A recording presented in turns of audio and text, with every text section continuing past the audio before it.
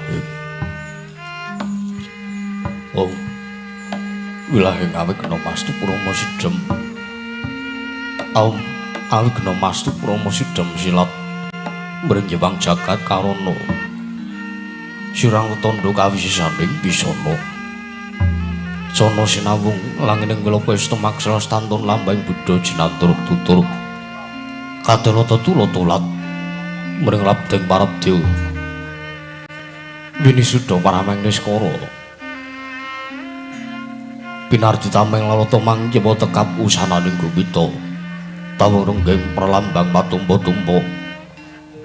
Marma panggung panggunggung sang Purwengkata. Setep jar dumadining wayang Purwa. Purwakaning kandha narik tuting basa tunggeng kuna ngemusura sayene aras. Saya karaos melajari rohang rasa wandi wuruhing diri rasa rumangsa rumangsani. Lirjan wangi lukaca. Jarwe wis rinako cancari tolo beja wis kagelar jroning pageliran. Ya Gusti Sadra mriksani pagelaran inggih Purwa. Surya Candra Daru Miwang Kartika wis kinurba utrating kawasa sahari. Aratri temadati petanganing dina sasi warsi windu kang sarta abad. Tetulan tangkarta mangkarta isi nambun to jalpating ngrembyat dadi padhang kutu-kutu alang atoga buronono miyang buronto dadi branan tanpa wicalan. Padhang terwangan sinari sang Hyang Retna ingkang sumur bawani jagat. Bonggeng jagat weton tumunggu-munggu. Monggo ingkang wuger abang prangkangan lamun gagsayah dilat-dilata bumi.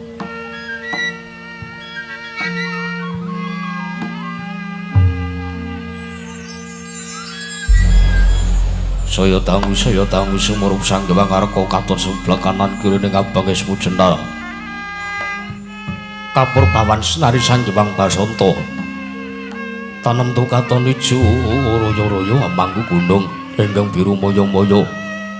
Bojeng gunung Klimalan gedanu kasil ring Marabancana lenggat lenggut nganti kaya gunung Makutha Mega. Tarwetawis dangu soleh kawula tasih tinuwarsa ngupaya buka karep Tegal Sawayi.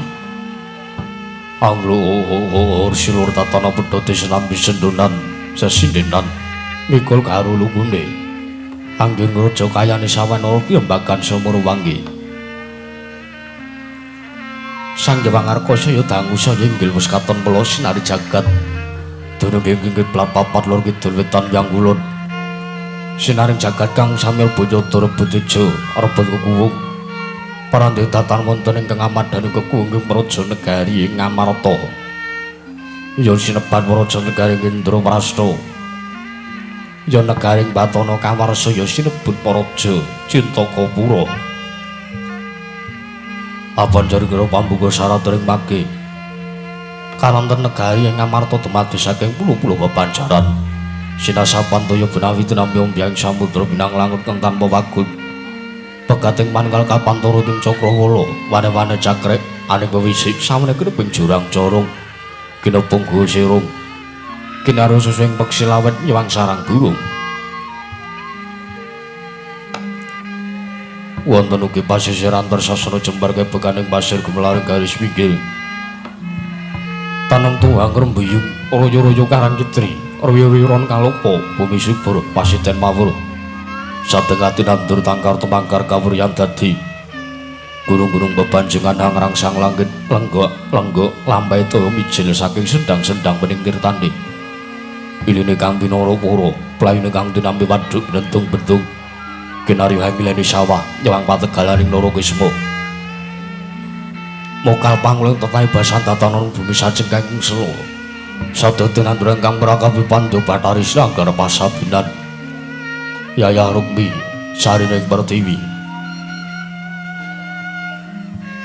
Pategal nggopo ijeng kang arung godhongane ambek kowe nganti kaya manglung mangon pitane.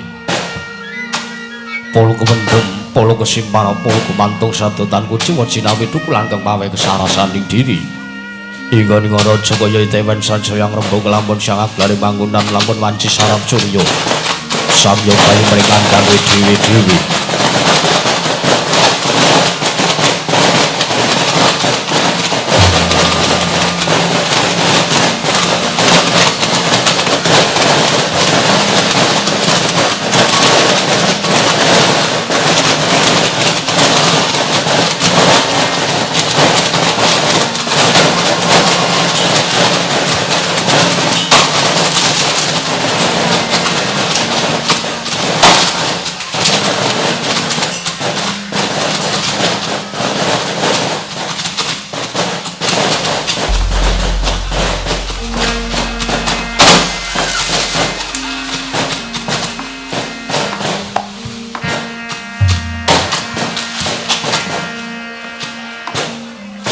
Tatono careng kandang anggunan sing malang labet tebus saking tindak dojono jadi samyo saya kok kabak kaluring wiso bongso duwe negari ing Amarta nalika semampen nyarang ngeling mercon wana bengi bangi gunung anggung ruksa melestari tumurun tahtu merah sate dadi huruf-huruf kanang lingkungan langgung-langgung lamun roti nawi disambung-sambung kudu sageman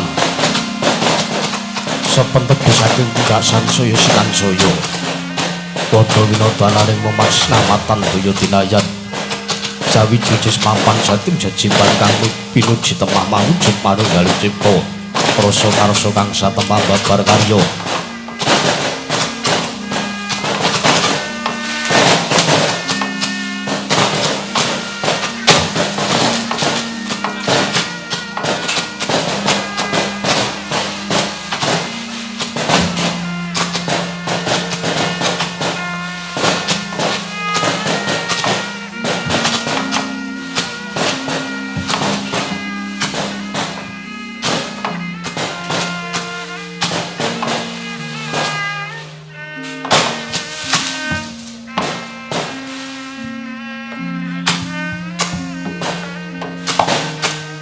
kenging binasake negari Ngamarta nalika semana lagi manjik marang jaman Njana panjang kunjung pasir pawukir Jinawi gemari pakarta tata turut Raharja dasar negara kang gedhe bore padang jagate dhuwur kuku setor pada kuncarane turut kasusuring manca prajola sinenta wau ingkang kemarang asta pusarang bangsa negari Ngamarta menangi Raden ucapna dosa namane Sang Nata dosa 10 nama wis mestani jejuluk Sang Nata Prabu Darma Kusuma ya Sang Nata Prabu Puntadewa ya Sang Prabu Darma Wangsa ya Prabu Darma Putra ya Sang Nata Guna Talikrama ya Sang Ajata Satu ya Sada Dwija Kangka ya jejuluk Sang Prabu Yudhistira nalindra pepakuning bumi ingkang anggung jejekaken kautaman risa juga lengganing madaring dampar kecana tatana mantra-mantra sipating Bathara Riyaya Sang Hyang Bathara Darma Wijawantah binayang bayang sanjaring para apsara apsari kawis tinggal panggo ketanggung Jaka paloro-loro ingkang sami ngambil upacaring prabon yayara ping samudra ing daratan Kawistara banyak dalang sawunggaling arta walika Mas Kacu kang sawarna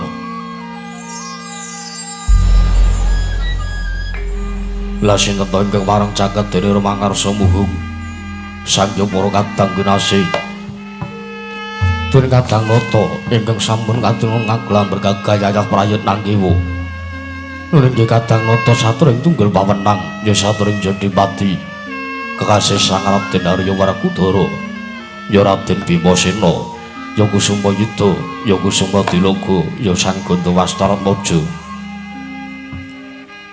satur gagah piduksa Gudheg Wong Simbarjojo turta kasinukan kasekten ruwi bebasan pinata mentajeng kala mender trembak benggong sinuda putung pramila datan mokal ndadadosaken bebeteng pinanggulaking praja negari ing Indraprastha lajeng ingkang lenggawan sak pepengeraning Sang Nata muhung nata Ndarawati pujangganing para Pandhawa ingkang dadi pangimut-imut tumrap sangya para Pandhawa nenggih Sang Nata Prabu Sri Bathara Kresna prandaning mangke pamungkasing pasiban biswanira satring madukara pamadyaning Pandhawa Sang Raden Arjuna ya Raden Janaka ya Kumbang ali-ali ya Kundi Wibaja yang setya margana ya Pamade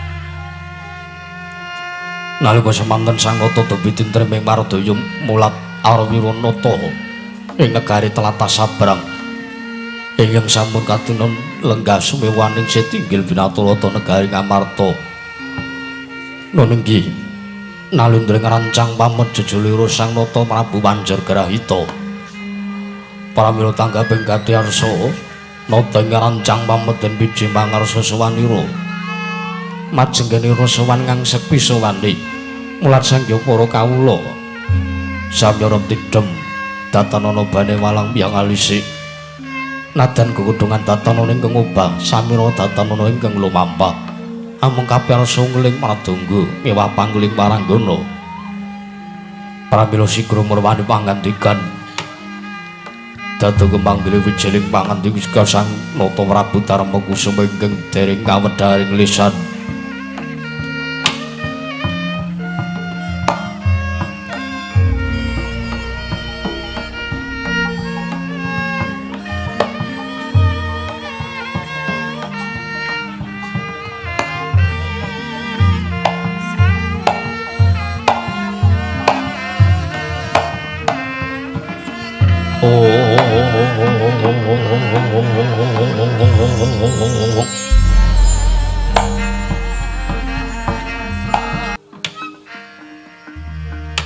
Niwang Agung mugi Gusti ngayomi marang praja negara sakisinipun nun mangke Kaka Prabu Indrawati jimat sesembahan kula Kaka Prabu Sri Bathara Kresna pengayoman kula wonten ing Madyapada prapting delahan Sarawa paduka Kanjeng Kaka Prabu ingkang rayi asung pambagya raharja kunja wonten ngarsa paduka Kanjeng Kaka Prabu Indrawati Kaka Prabu Sri Bathara Kresna Kaka Prabu ya jagat pangestu wayah Bathara jagat niwang sukmana mangadiri nuwi ana sasmintaning sejagat wasisaning Bathara wong bawana langgeng sinunggih datanawrat iki Yayi keparing paduka Yayi Prabu Darma Kusumami jedhemateng pisuwanipun ingkang Raka Indrawati sowan kula kadangu Yayi Prabu Darma Kusuma sing mambagya raharja wonten ngarsanipun Raka Paringdwaraka sampun kula tampyak karya bombong dasmanipun ingkang Raka miwah sowan kula mboten manggalangan setunggal punapa sowan kula kinandhane karajan tebih saking rubeda cinaketna ming karajan tuwin kayiwanan sampun kunja wonten ngarsanipun ingkang Raka Indrawati Yayi namung kosok wangsulipun ingkang Raka ngaturaken salam taklim kula mugi kunja wonten ngarsa paduka Yayi Prabu Darma Kusuma Kaka Prabu kasinggihan sampun kula tampyak karya bombong dasmanipun ingkang rayipun Darma Kusuma Kaka Prabu mboten langkung kaprayogan lenggah paduka Kanjeng Kaka Prabu nona inggih sampun mboten kirang prayogi Yayi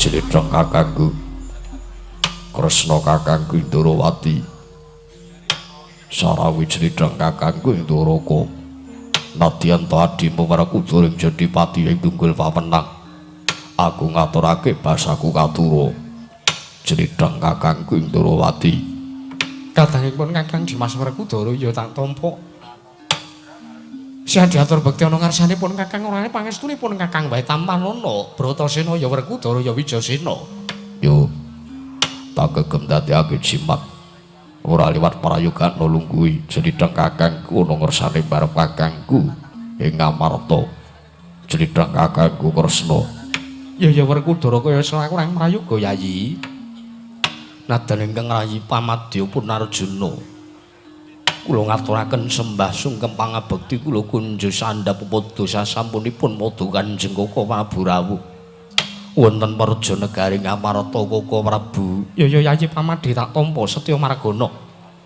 ora lewat pangestuning pun Kakang Ndrawati wae Tampanana kumbang ali-ali sampun sanget anggen kawula pundi dadosna jimat dayane mring kasantosan kula Kaka Prabu nun mangke Kanjeng Kaka Prabu sewu-sewu kelepatan kula tadah wadana ingkang adar sabenipun pendak-pendak para Pandhawa nampi rawipun paduka Kanjeng Kaka Prabu tartentu ugi nyuwun dawuh sabda pangandika babagan para putra wigatosipun wondene paduka Kanjeng Kaka Prabu rawuh wonten Praja Negari ing Ngamarta nanging sewu-sewu kalepatan kula diagung panyaksami Kaka Prabu gandeng sakmenika wonten Nalindra kanthi tik saking busananipun menika Nalindra saking tlatah Sabrang mbobile keparenga paduka Kanjeng Kaka Prabu kula badhe nyuwun dipalilah Sawanipun Nalindra menika badhe kula dangu langkung rumiyin Koko Prabu. Ya jagat pangestu Ngorwayahu Bathara jagat. Yayi, kula wonten timbalan. Agung kados pundi derajatipun ingkang Raka Indrawati lenggah wonten Praja Negari Ngamarta. Ananging nuwun sewu ingkang dados Nalindra. Wonten negari Indraprastha menika mboten sarik jalu namung Paduka Yayi Prabu Darma Kusuma. Pramila sedaya kawontenan babagan nabangi jroning pernatan wonten Praja Negari Indraprastha menika ingkang gadhah wewenang inggih namung Paduka Yayi Prabu Darma Kusuma. Mekaten inggih. Pramila sampun ngantos waskuwatos kayicala jigolan perkewo. Paduka Yayi Prabu Darma Kusuma kula aturi supados andangu dhumateng praptanira Nalindra saking tlatah Sabrang menika. Yayi Prabu, inggih Koko Prabu. Kula aturi langkung prayogi anggenipun lenggah. Ih, sampun boten ngarang prayogi. Nuwun mangke sinuwun. Sampun kinenten kula tumambuyekti saweg sepisan menika kula wanu. Paduka menika Nalindra saking pundi lajeng sinten jejulukipun Kisana. Sinuwun mugi kepareng paring dawuh wonten ngersanipun ingkang abdipun Darma Kusuma. Sinuwun Prabu. Ngatalah.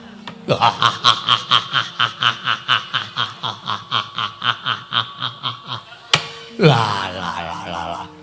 Iki sinuwun. Ngaturaken panuwun ingkang tanpa pepindhan wonten Paduka kandhang dhumateng piswanipun ingkang abdi. Inggih. Nanging saderengipun kula matur kepareng kula ngaturaken amit pasang Kalimantabi tinebena ngiladuni dumawing tawang-tawang. Inepan ing tulak sarik sedaya mewalat mugi sageta kaicala saking raganipun jiwa raga kula ingkang abdi sinuwun. Inggih sinuwun ngaturaken manur ingkang tanpa pepindhan dawa sami-sami. Salajengipun sewu-sewu kelepatan kula diagung pangaksama Paduka Gusti kula Sang Nata sinuwun Prabu Puntadewa. Walah rayo tenan to. Kondhange akeh padha nyebutake yen to ratu Ngamarta kuwi ratu sing gedhe putih. Jebul tinemune ya jebulane ya. Sesebutan gedhe putih mau ora mung kandhek ning pangucap nanging kababar dadi pakardi. Ning atase panjenengane iki pimpinaning praja, ujung tombak pemerintahan. Karo daya sing gedibal kaya aku ngene isih kersa nampa malah kersa basa karo aku. Matur sembah nuwun sinuwun. Inggih sinuwun. Ha iki. Kula ki ngaturaken panuwun wondene sowan kula wonten mriki kasugata kalian wujudipun mercon. Kula dipun sambut. Kula dipun subya-subya. Awit nuwun sewu wonten negari kula piyambak kula mriku mboten dipun ajeni dening kawula kula. Malah wonten mriki kula dipun sugata mawi ungling gendhing ingkang kawastan inggih menika ladrang mercon. Lah menika sing nembe muni nika. Nika mercon karbit. Nek cara nggen kula. Inggih. Lah iya, nyanu nggih. Sinuwun Darma Kusuma inggih. Ngaturaken manuwun sinuwun. Inggih sinuwun. Ha iki salajengipun Babilih Paduka Sudi mestani dhateng jasatipun ingkang abdi awon tanpa werni kula menika wingking saking negari Rancang Pamot. Wondene jejuluk kula pun Prabu Panjergrahita. Prabu Panjergrahita Nalindra ing Rancang Pamot. Ha iki Prabu Panjergrahita Nalindra ing Rancang Pamot. Senes Nalindra ing Rancang Bliberan Mlayen menika senes. Inggih sinuwun. Ha iki. Lajeng menapa to ingkang dados wigatosipun sinuwun? Mangke riyin. Kula kinten lancang sanget menawi kula tumuli matur mula ingkang dados wigatosipun ingkang abdi sowan wonten kersa Paduka Sinuwun Prabu Puntadewa. Langkung rumiyin kula ngaturaken sembah sungkem pangabekti kula kunjuk sandhap wedo Paduka Gusti kula Sang Nata Sinuwun Prabu Sang Nata Guna Talikrama. Inggih sinuwun sampun sanget anggen kula tambi dawa sami-sami sinuwun Prabu. Ha iki. Mugi kaskecakna lenggah Paduka Sinuwun Prabu Panjergrahita. Sampun boten karang payogi sinuwun. Lajeng nuwun sewu. Ingkang lenggah wonten sak pemengran Paduka menika kula boten pangling senajan to kula mriku dereng tau tate nyumurupi kanthi permana jati kula piyambak nata Ndrawati sinuhun Prabu Sri Bathara Kresna mriku nalindra atite Sang Hyang Bathara Wisnu titihanipun pun sewu ciri gethahipun nata Ndrawati mriku nalindranipun cemeng cemani pramila keparengi mangke sinuhun Prabu Ndrawati sinuhun Prabu Sri Bathara Kresna kula ngaturaken sembah sungkem pangabekti kula kunjuk sandhap poto paduka sinuwun ya Prabu Panjergrahita sira atur bekti ana ngarsaning sun ora lewat pangestu ningsun wae tampanana ha iki sampun saged anggen kawula pundi dadosna jimat paribe dayana ing kasantosan sinuwun prayogan nulungguhmu Prabu Panjergrahita sampun boten kirang prayogi salajengipun kula nyuwun dipalilah kula badhe ngaturaken sembah sungkem dumateng satria ingkang lenggahaken sak wingking kula satria ingkang jenggureng gagah pidheksa godhek weksi Mbarjojo turta kasin kanthi kasekten langkung emanipun kondhanging kathah sami nyebataken namung sak jahe ukuranipun Raden Werkudara kula ngaturaken sembah bekti kula kunjung Prabu Panjergrahita tatompo ora liwat pangestu tampanana iki sampun sanget anggen kula pundi nuwun sewu Raden napa kondhanging kathah sami nyebutaken ben namung sak jahe menika menapa estu menapa leres menapa mboten menapa namung kabar ingkang ngayawara wah ora ning pasewakan wis tak jegal ta idak ndasmu pecah ceritane kabar kuwi mung ngayawara ya arepa tenanan nanging ora perlu diomongke ning kene alah dalah mboten sembodo kalian ukuran awak nyatanipun sing satria gagah pidheksa gedhen weteng gedhen weteng yo ben bakune yen aku perang bungsu kuwi tak kira menang Werkudara timbangane Prabu Panjergrahita ayo anu langge yo prayogan monggo ngadhem ngersaning barep kakangku Prabu Panjergrahita Yai Noknon sampun sanget prayogi sowan kula Raden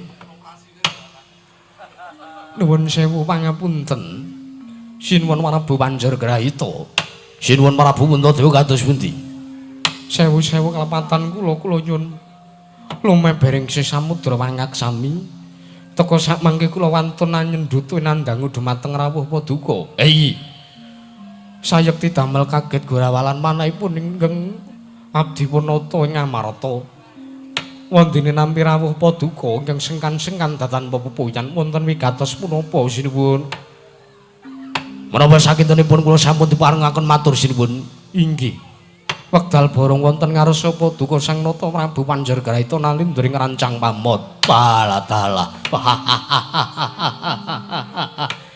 ngaturaken panuwun ingkang tanpa pepindhan sinuwun ingkang sepisan sowan kula wonten ngarsa paduka Sang Nata Prabu Darmakusuma menika ingkang sepisan sowan kula ngaturaken sembah sungkem pangabekti kula kunjuk sandhap pada inggih ngaturaken panuwun dawa sami-sami ha inggih Dungkap angka kalih sowan kula mriku badhe tetinju dumateng kaharjanipun para Pandhawa ing Amarta. Jenyatanipun para Pandhawa menika satria ingkang ateten atus suciping Budi Rayu.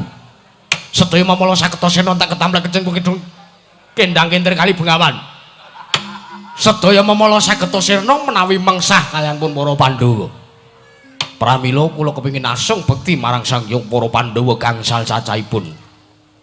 Ngaturaken panuwun ugi kisana utawi sinuwun Prabu Panjergrahita Yai Noknon wonten ingkang angka 3 menapa ingkang dados wigatosipun ingkang abdi sowan nuwun sewu sinuwun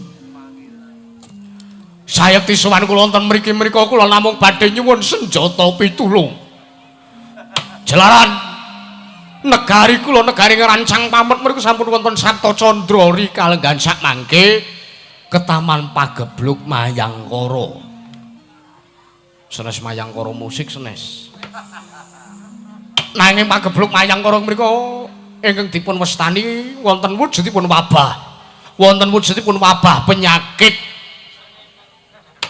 Sabta ari kapengker kawula negari kula ing Rancang Pamot menika sampun wonten kasus cacahipun 7 kalih kawula negari Rancang Pamot terinfeksi virus antraks. Pramila nuwun sewu. Mboten namung antraks menika ingkang rumambah wonten praja negari ing Rancang Pamot ingkang damel sengsaraning kawula kula. Malah samangke kathah para kawula ingkang sami mati dadakan. Enjangipun tesih ngarit, awane masuk angin, sorene mboten ketulungan. Ugi wonten malih bayi ingkang nembe lair, mboten wonten sirahipun. Sirah ingkang ngandhap. Menika kula ngantos bingung. Kados pundi anggen kula badhe mungkasi bebendu ingkang nekani wonten praja negari Rancang Pamot. Kula menika ugi sampun ngraoken Brahmana sewu sikota miyang para nimpuna kinarya nembang nangkaning praja. Wondene ugi kagarwigar tatarantuk karya. Pramila tanggaping sasmita ing sakmangke kula ngrumaosi, kula menika ngrumaosi luput jalaran kula menika pemimpin pemerintahan ujung tombak pamaréntahan wonten praja negari Rancang Pamot. Tumuli kula semedi Maladening ngeningaken baban hawa sanga. Kula meminta karsaning Gusti Kang Arya Loka. Sesamek ron raja mula bebantal bata batako. Nuwun sewu bantal bata Sarimbang. Ah iki bata Sarimbang. Kula pikantuk sasmitaning dewa. Nalika semanten paring dawuh wonten kersanipun ingkang abdipun Panjergraita Iwang Pikulun Yamadipati. Dewaning Pepati. Jalaran nuwun sewu, kula menika tasih wonten turas putu dewa. Inggih. Lah, eyang kula menika inggih Sang Hyang Yamadipati menika. Inggih, sinuwun. Iya. Kendaraan pribadi kula Kijang Rover. Menika Iwang Pikulun Yamadipati paring dawuh wonten kersanipun ingkang abdipun Panjergraita. Bilih kula kedasuhan wonten praja negari Ngamarta menika ingkang sepisan kula kedasuhan wonten sanipun Sinun Puntadewa saperlu nyuwun ngampil wujudipun. Inggih menika pustaka Jamus Myang Jimat Kalimasada kinarya nambah rengganing praja kula kapurih damel tumbal wadaling praja wujudipun pustaka Jamus Myang Jimat Kalimasada menika ingkang sepisan. Wonten ingkang angka kalih kula kadhawuhan supados sowan wonten praja negari Ndarawati wonten kersanipun Sinum Prabu Sri Bathara Kresna ingkang saperlu nyuwun ngampil wujudipun Sekar Cangkok Wijaya Kusuma ingkang samangke saperlu dipun damel tumbal wadaling praja negari kula ingkang kenaman pagebluk. Nanging kula nuwun pangapunten. Gandeng kula sowan wonten praja negari Ngamarta lah kok kula sampun nemokaken Nalendra kalih Sinuwun Prabu Sri Bathara Kresna ugi rawuh wonten praja negari Ngamarta. Pramila sekalian kula badhe nyuwun ngampil kalih-kalihipun. Menawi dipun paringaken kula ngaturaken panuring ingkang tanan pepindhan wonten boten dipun maringaken alasan lan sababipun kula nyuwun kathah gumathok sinuwun. Ngajeng Sitigong Sititanaya majeng tatanpa susila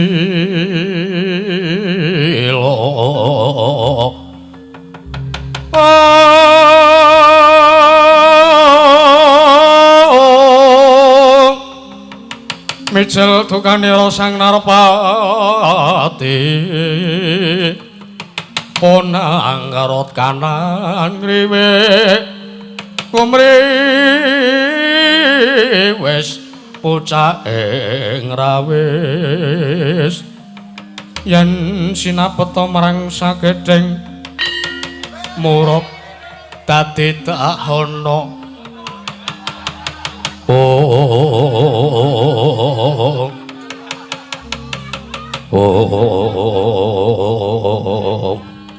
didhemataring pasewakan negari Indraprastha nalika semanten Dintriming Mardhanata ngamarta Sang Prabu Darma Kusuma nampi pangandikan saking Nalendra Rancang Pamot Sang Nata Prabu Manjergraita. Nalika semanten Datanmu badatanmu siknata ing Amarta Sang Prabu Punta dilega nganti kaya pratima golek kencana kasaru gegering jaba. Biak ngarsa tanggeping wesiban bono amuk apa to kang dadi darunane lambu. Mboten sanes kejawi amung alok ing sang para kawula dasih. Sami alok bilih wonten kawula alit ingkang sowan. Mboten sanes jawi namung Atmaja Sang Lurah Semar Budra utusan saking Karang Kadempel. Nggih Sang Lurah Petra kandhung belung kadheraken dening Lurah Bagong ingkang pantun minggah madring dhateng praja negaring Amarta. Para babar-babar pindha sata metara kaget kang sami mangrombahing para kawula kancana dayah piyak jaluk dalan.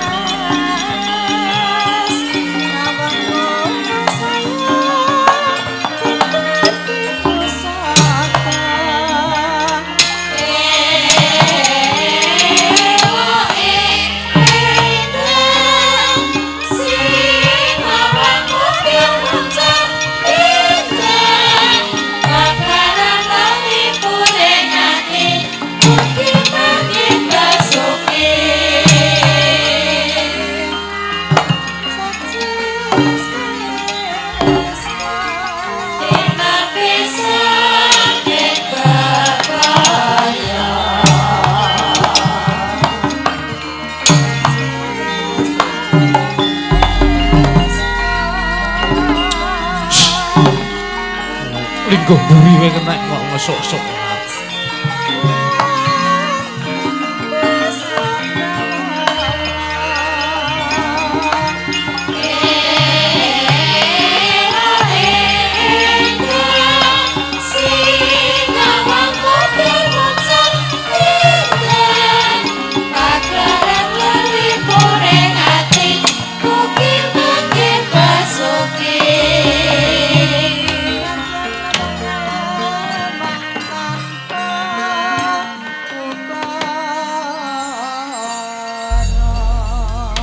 Jagat pangestu para wayahu Bathara jagat Newang Agung.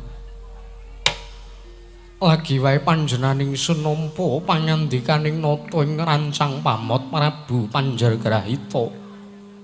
Teka ora pangling ingkang munggah ning Datulaya Praja Negara Ngamarta. Iki Petruk Kancung Bolong kadherake dening Panakawan Bagong. Petruk sing gedhe pangapuramu yen to aku ndangu kelawan sira Petruk Kancung Bolong. Padha kanthi prayoga lan slamet sartane raharja suwanmu Petruk Kancung Bolong. Nggonmu suwan ana praja negara ing Amarta Petruk Kancung Bolong. Kula ngaturaken nunamit pasang Kalimantabe tinebena ngilodoni dumawahing tawang tuwang. Linepat ing Tulak Manu. Kepareng paduka sinuwun Prabu Darmakusuma miji dhumateng pisanipun ingkang abdi. Pun Petruk Kandrong Bolong kepareng wilujeng sowan kula sinuwun Raharja mangdat mangke Basuki Yuwana tebih saking Rubeda nering Sambikala. Sowan kula tebih saking Rubeda kepareng kula ngaturaken sembah sungkem pangabekti kula kunjuk. Sandhap padha paduka Gusti kula Sang Nata sinuwun Prabu Puntadewa. Ya Petruk Kandrong Bolong tak tampa ora liwat pangestuning manira wae tampanana. Oh inggih. Sampun sanget anggen kula. Pundi dadosna jimat, mugi dadosna kasantosan ndayani marang gesangipun Petruk sinuwun. Bagong padha kanthi slamet sowanmu Panakawan. Awit berkah pangestunipun sinuwun Prabu Puntadewa ing Ngamarta. Sinuwun Prabu Puntadewa ing Ngamarta. Sawanipun ingkang abdipun Bagong manggih wilujeng sinuwun tebih saking Rubeda sinaket nang Sambikala nggih meng niki wau kijang rover kula reme blong. Dadose kula dadak nyurung riyen dadi rada telat le dugi mriki. Ya ora dadi ngopo. Panakawan Bagong nggih. Lah kanggonmu sowan ora nganthi kelawan Lala Gareng. Anu Gareng nembe teng transit. Niki sepupuran. Iya. Mergi mengke niki mengke kejatah limbukan dugi gara-gara. Iya Panaka nggih. Pramila niki wis kowe ning kene wae Reng. Nek mengarep ndelok pangkur gambyong wae ora usah. Kowe ora usah melu tak wakilane wae. Pramila Gareng sak menika sepupuran wonten transit. Iya Panakawan ora dadi ngopo nggih. Cekak aos wae. Wigatine apa teka kowe sowan tanpa tinimbalan. Kowe apa aku gong sing matur. Aya prayogane sing matur apa ngujubke iki ya sing tuwa, gandeng ning kene iki anane kowe karo aku ki tuwa kowe. Mula kowe matur ngresani Sinuwun Prabu Puntadewa terus. Oh iya, Inggih, gandeng kula nampi jejiban kewajiban saking adi kula Almukarom Bagong. Bila kula kedah matur wonten ngarsanipun Sinuwun Prabu Puntadewa pramila paripaksa. Sinasa kula anggap lancang kumawantun kula mboten badhe ajrih kula mboten badhe wedi. Kepareng kula badhe matur menapa ingkang dados wigatosipun. Ya Petruk tak sumanggake. Nggih. Sepisan sowan kula kalian adi kula Bagong ingkang bagus dhewe menika. Sepisan badhe ngaturaken sembah sungkem mangabekti kula kunjuk sandhap padha paduka Gusti kula Sang Nata Sinuwun Prabu Puntadewa. Wonten ndungkap monggo kalih sowan kula menika mboten saking pikajengan kula piyambak nanging sowan kula menika dapur dipun utus dening bapak kula pun Semar Badranaya ing Karangkadem. Wonten sababipun menapa teka bapak utusan kalian pun Petruk Kandrong Bolong. Wigatosipun nalika semanten bapak nggade gegayuhan inggih menika bapak kepengin miwiti anggenipun bangun kayangan. Wontenipun ingkang badhe dipun bangun dening bapak saking anggenipun miwiti bangun kayangan menika mboten sanjamu badhe bangun moral. Ingkang badhe dipun bangun menika namung pakartinipun para kawula negari Ngamarta. Awit nuwun sewu menika pemerintahan taun enggal. Tartentu kathah sangganing para kawula wonten praja negari Ngamarta ingkang tasih kaget dumateng peraturan-peraturan enggal pramila bapak kepengin bangun kayangan menika kepengin menyesuaikan sartanipun mengadaptasi anggenipun Sinuwun Prabu Puntadewa nggadahi implementasi enggal anggenipun dipun cakaken wonten praja negari ing Ngamarta menika. Pramila sinuwun menawi kathah tutur cewet ing aturipun ingkang abdipun Petruk Kandrong Bolong saestu kula nyuwun lumebering sih samudra wangaksami wondene kula menika dapur dipun utus dening bapak ingkang sepisan supados nyuwun ngambil wujudipun Sekar Cangkok Wijaya Mulya menika samangke ingkang kula badhe sowan wonten ngersanipun Sinuwun Prabu Ndarawati ingkang angka kalih kula badhe nyuwun ngambil wujudipun Pustaka Jamu Sindang Dipiman Kalimasada ingkang dados regemanipun para Pandhawa inggih menika ingkang dipun wastani gegebengan gangsal perkawis utawi Pancasila. Iya Petruk nggih. Ning alhamdulillahipun barokahipun Mboten sandadak Petruk kali Bagong mungkin ketalian swanten negara Ndrawati lah menika malah sinuwun Kresna pun lenggah teng Praja Negari Ngamarta menika sinuwun. Jan. Halo ndasmu kuwi. Kowe ki ya ngawur ratu kok tok halo ora. Pramila mekaten menika aturipun ingkang abdi menawi kathah kalepatan kula nyuwun pangapunten lan menawi dipun paringaken kula ngaturaken panuwun. Pamatur sembah nuwun gunging panuwun ingkang tanpa pepindhan. Nanging menawi mboten dipun aturaken utawi mboten dipun paringaken dhateng Petruk kalian Bagong nuwun sewu. Keputusane awake dhewe mau piye, Gong? Rawe-rawe rantas malang-malang putung. Kula pun diparingi purba wasesa kalih Bapak. Pandhawa kuwi sing ngomong aku nek janji Pandhawa ora gelem ngewangi karo Semar, kowe tak paringi purba wasesa kowe ngamuk ana ing Ngamarta. Oke, Pak. Kula nggih pun siaga niki kula ket ngomah pun ngombe napa banyu sak galon mboten dereng kula uyuhke niki. Terus ngopo? Lah pengangkah kula nek mengke mboten diparingke terus kula ajeng ngamuk, kula ajeng nesu, kula ajeng nguyuh sak nggon-nggon. Kok ngawur ya ben wis diwenehi purba asisa karo bapak wis tenang kepiye meneh. Lho lah iya niki yo rak yo nganggo empan papanmu kuwi nggonen wis meneng kowe tak tabuki lho kowe terus. Mriku ingkang dados aturipun Petruk Kantong Bolong ingkang menika lidah sinambung saking Bapak Semar Badranaya sinuwun.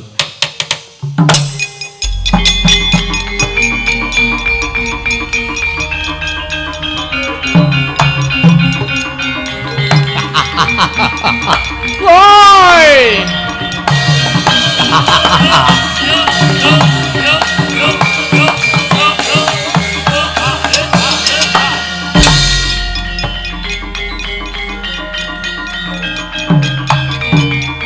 Wis.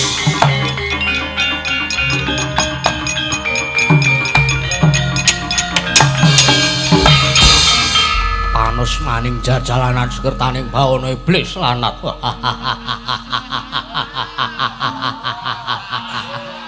Wah. Nek ora ana dawuh kok le semrintil. Basa didhawuhi ming kluk. Ngono ya ngono ning aja ngono. Keparat. Sapa iki, Gong? Embuh.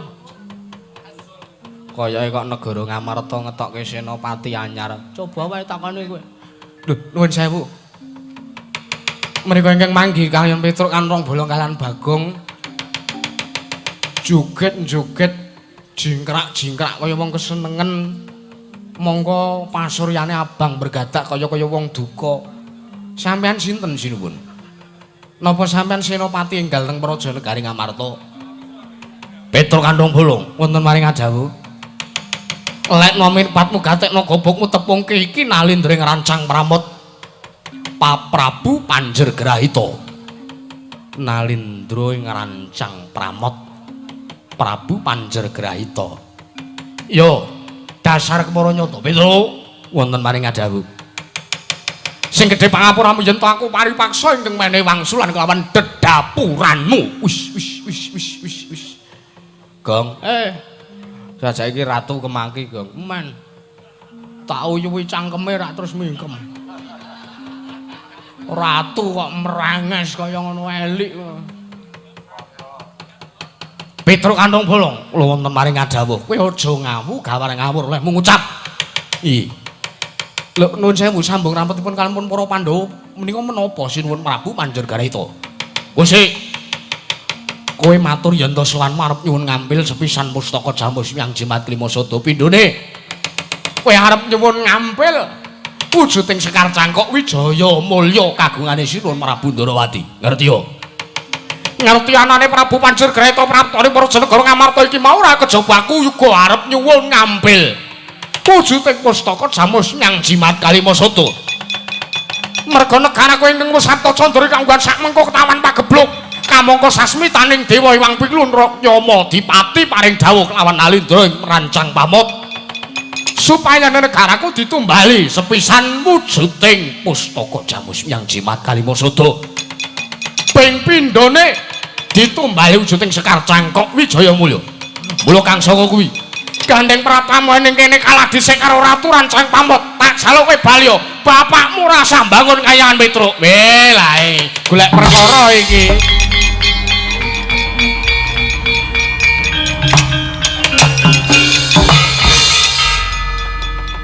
Oh, lades malah ning ngerat manus maning jajalanan sukertaning bawana iblis lanat. Ya, rumangsane apa? Sampeyan wani ngadeg ning ngarepe Sinuhun Prabu Puntadewa, kula luweh wani. Merga kula niki abdi kinasih Sinuhun Prabu Puntadewa. Sik. Nek umpama sing nesu iki mau Sinuhun Prabu Puntadewa, aku isih lungguh ngisor. Ning gandeng sing nesu aku ora kenal iki mbok ratu saka ngendi? Gawean ngendi, tatahane sapa, pulasane sapa aku ora weruh. Mula paripaksa aku kudu ninggal tata krama, ninggal Subasita. Ya, Gong. Anggepe apa? Ratu urung tau kenal, urung tau srawung, urung tau tepung. Kok terus ora iso nggunakake empan papane. Lho lah iya sik tak omong, Gong. Prabu Panjergrahita. Piye? Wis sampean ki nang kene tak takon, sampean nang kene jejere apa? Jejerku Dayoh. Dayoh kamangka sampean mbutuhke pambiyantune Sinuhun Prabu Puntadewa. Iya apa iya? Ya, pancen kepara nyata. Sowanku bakal nyuwun ngambil wujuding pustaka Jamus Hyang Jimat Klimasada. Oh, ya. Nek lumrahe sing duweni wewenang ngundurke Dayoh, nundung karo Dayoh kuwi mung pimpinan sing gedayowan. Sing duweni Purbawasesa ngakon minggat karo Dayoh kuwi mung sing didayohi utawa sing kedayowan. Lah sampeyan ning kene iki jejere Dayoh kok arep ngundurke Dayoh, sampeyan apa entuk mandat apa entuk Purbawasesa saka Sinuhun Puntadewa? Ayo wangsulan. Wangsulan. Ora ketap-ketip krembak-krembik. Anggepe apa? Ratu ki nek ratu untune kebak gudal.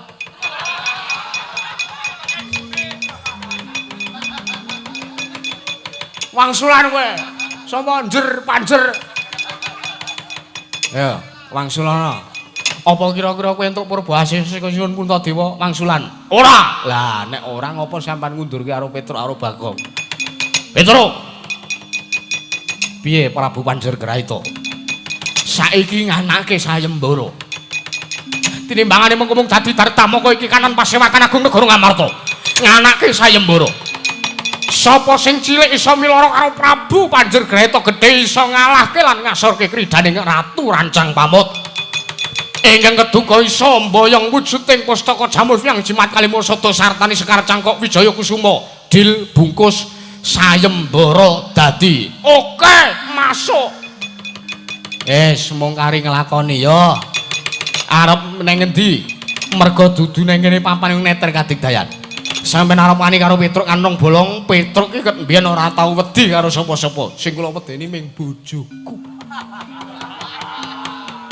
Kowe iki ya aja diblakake to. Men Gong sisan lewirang. Bojoku seprene isih mulih ngalor wae.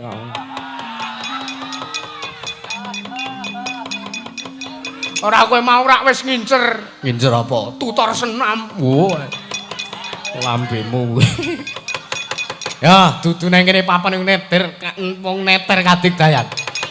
Padangane wani, petengane wani, tanteni alon-alon. Ayo, sisan saiki geger ya geger kok.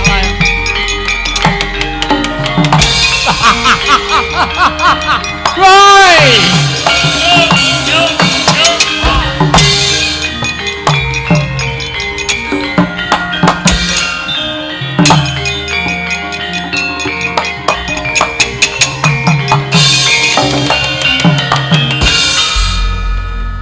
Petruk wis metu kok Bagong isih nang kene. Kula dereng ajeng metu. Metu niku mboten iso dikongkon, metu niku mboten iso dipeksa. Saking karep lan karsanipun piyambak-piyambak. Ngono, Bang. Nggih, mergane kula ampun tahu kok. Urung arep metu ning kula peksa-peksa.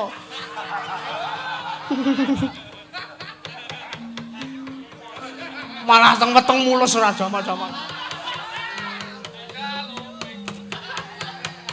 Ana apa Bagong? Anu kula mengajeng halal bihalal. Gandeng niki tesih sasi Syawal kula ngaturaken minal ngaidin wal maidin mohon maaf lahir dan batin. Iya Ponokawan Bagong tak tampa tibos padha-padha nggih. Sinuwun Darawati kula nyuwun pangapunten nek kathah luput kula nggih sinuwun. Iya Bagong ora apa-apa nggih.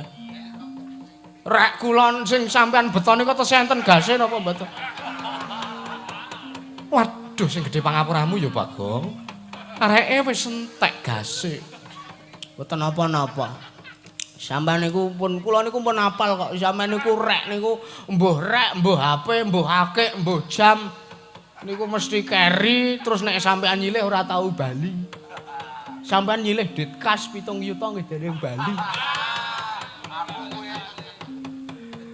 Iya. Sing gedhe pangapuramu, Bang. Mboten napa-napa. Lah sampeyan niku napa-napa keri. Barang piranti niku nek mboten cemantel mesti nggih keri kok. Ndara warga Dara kula nyuwun pangapunten sak kathahing luput kula nggih Ndara. Yo, tiba padha-padha. Ndara Janaka minta maaf nyuwun ngapunten. Ya Bagong tak tampa padha-padha nggih.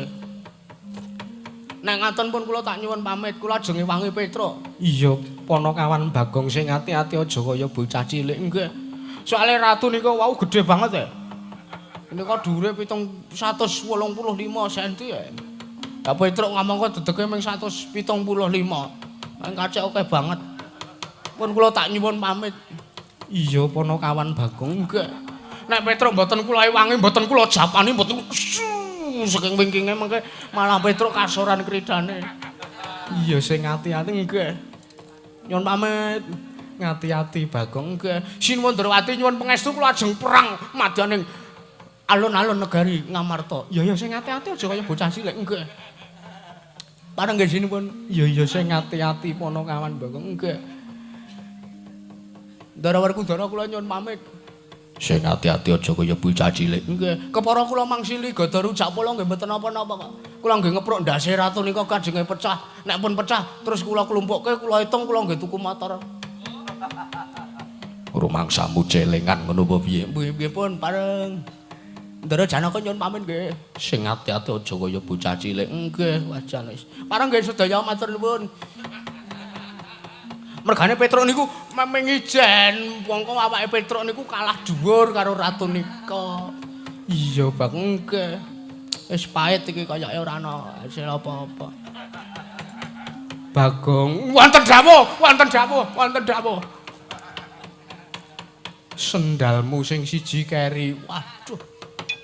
Wah kok pahit iki kayake. Pareng iya.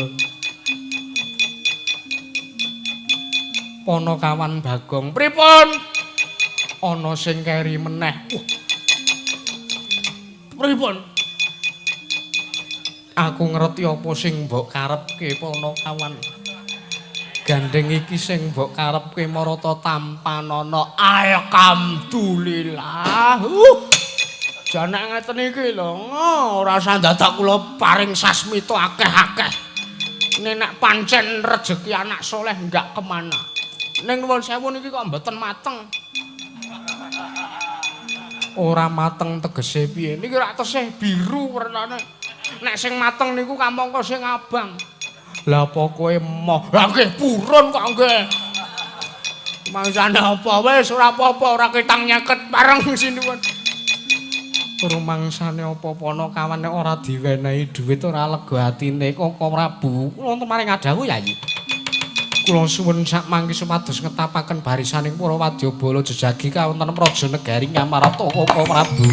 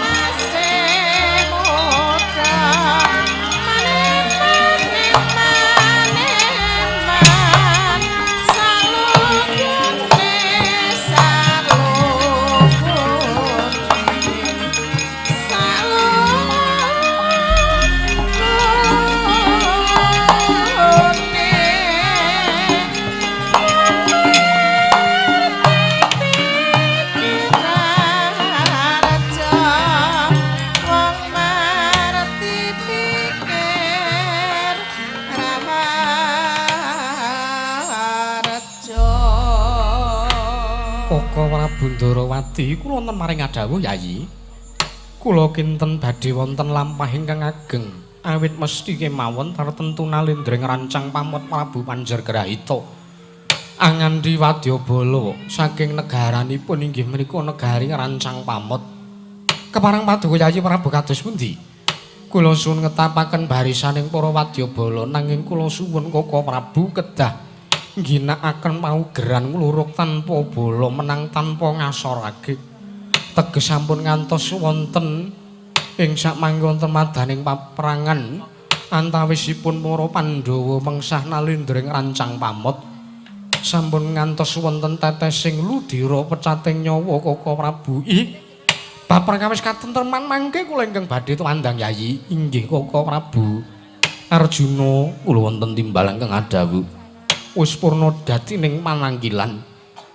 Marata Dyagi Bubana kang padha sibuk jeneng ingsun nedya kondur kedaton nuntun ngesnaken dawuh. Kepareng ingkang rayi nyuwun pamit madal pasilan. Sing ati-ati aja kaya bocah cilik.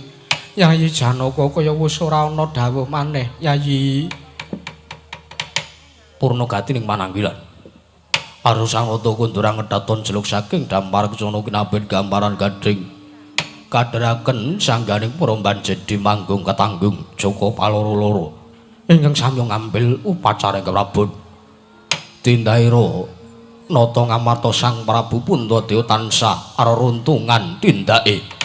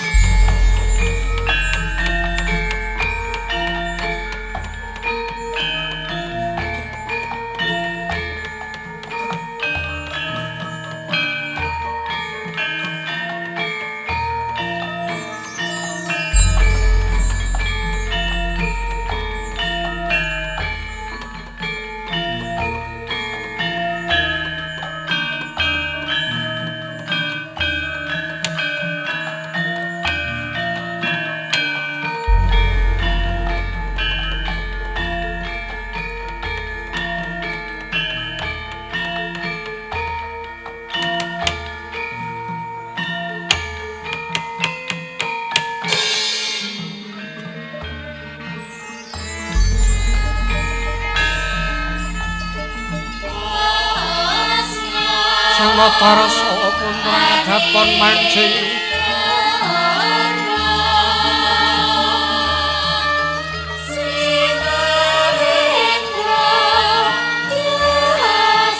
mancing aning sanggara pamujan